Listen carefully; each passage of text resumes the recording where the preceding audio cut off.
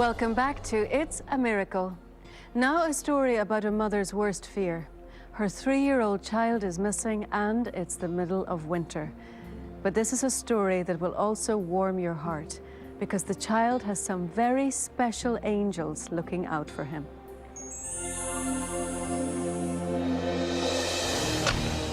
January 27th, 2000 was a hectic day for Highway Patrol Trooper Jim Tarleton. With temperatures dipping below freezing and icy road conditions, he had seen more than his usual share of accidents.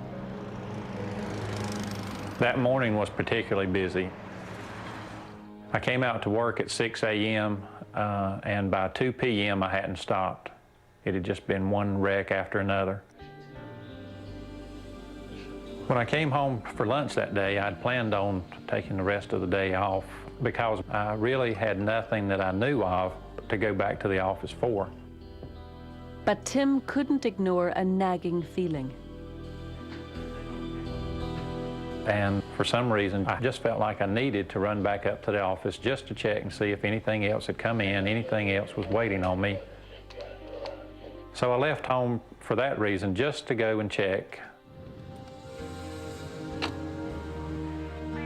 Just as I sat down in the car, I heard the sheriff's office give a call. We have a report of a small child who wandered away from his home. He's been missing for approximately 1 hour. The address is 2238 Clear Lake Road. I rarely take a call directly from the sheriff's department, but the location the sheriff's office gave was only a mile or so from my location.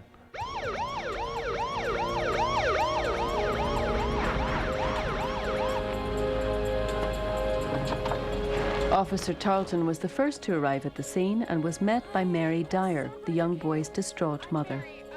My little son, oh my gosh. When I spoke with Mary, she was very upset and she was very emotional. He was just playing on the porch. I was washing dishes. She explained how she'd last seen her 3-year-old son, Sammy, an hour earlier, playing with her dogs on the back porch.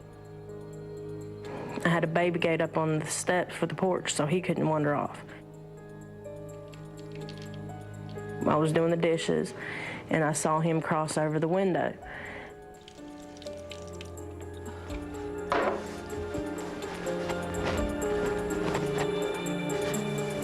Sam! Sam! And I went on the porch to tell him to come back. Sam! And he wasn't out there. I thought, well, he just wandered out behind the home and I'll just check out back. Looked in the back, didn't hear him, didn't see him. Samuel Tyler!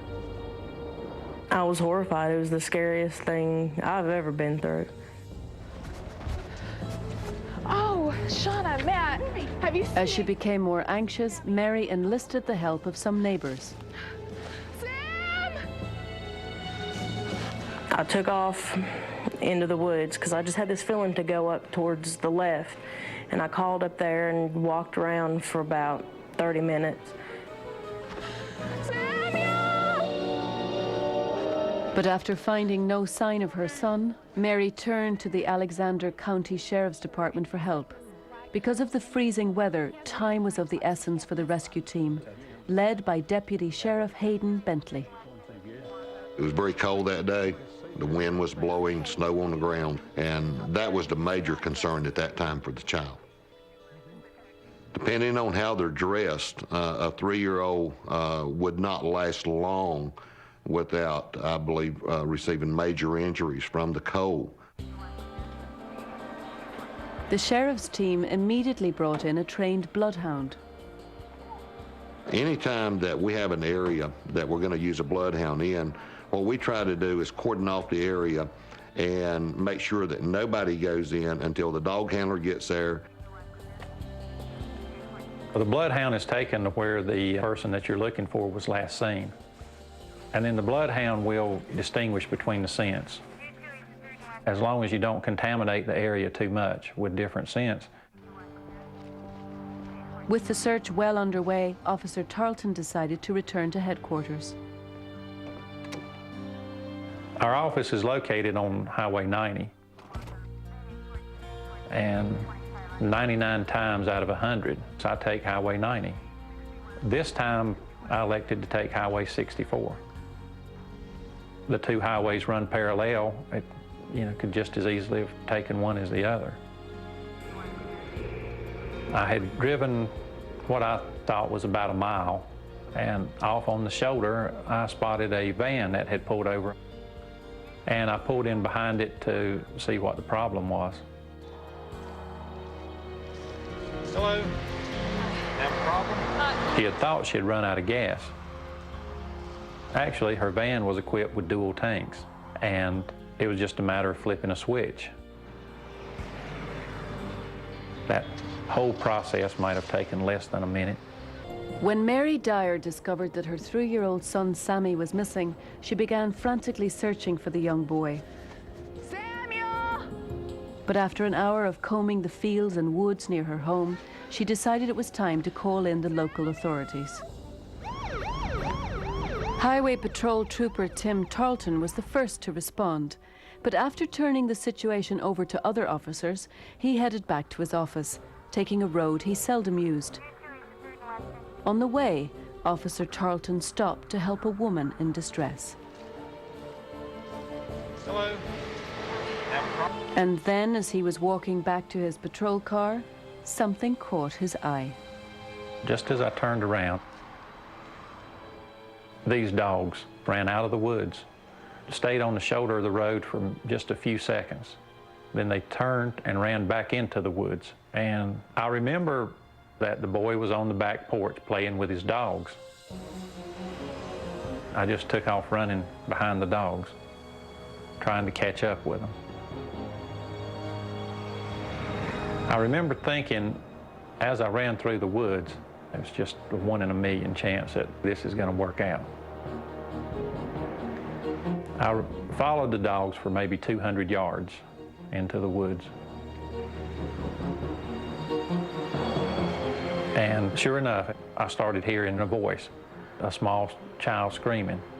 And as I got closer, I could see clearly a small child standing in snow that was waist deep. He was hopelessly stuck in the snow. And the first thing that went through my mind was I absolutely could not believe that the dogs had run straight to him. And when I pulled him out of the snow, the elation went just like that. And I was scared. I was really scared because he was scratched, he was cut up. But he was most concerned about the boy's prolonged exposure to the freezing cold. I was thinking, this boy's going to lose some toes. He's going to lose some fingers. He may lose a leg from the hypothermia.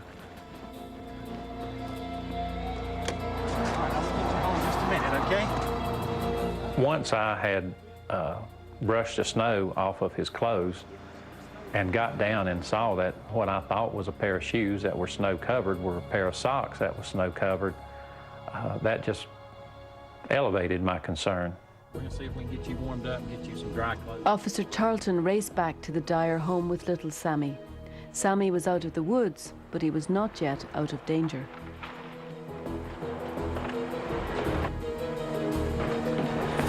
Tommy, he was stuck in snow up to about right here, and he's got no shoes on. Sammy! I don't know how long he's been without Let me hold my shoes. baby. Let me hold him. I was very alarmed when I first saw him. Mary, just give him a chance. They'll take care of him.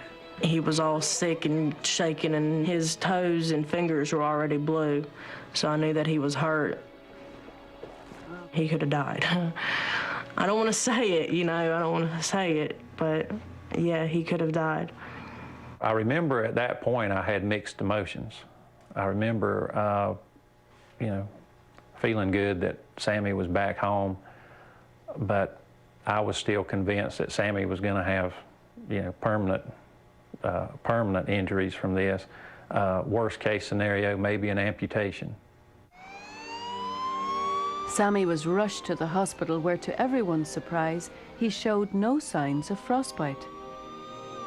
In more than 22 years on this job, I've never seen or known of or been involved with a incident that had so many different factors that all came together with almost split-second timing.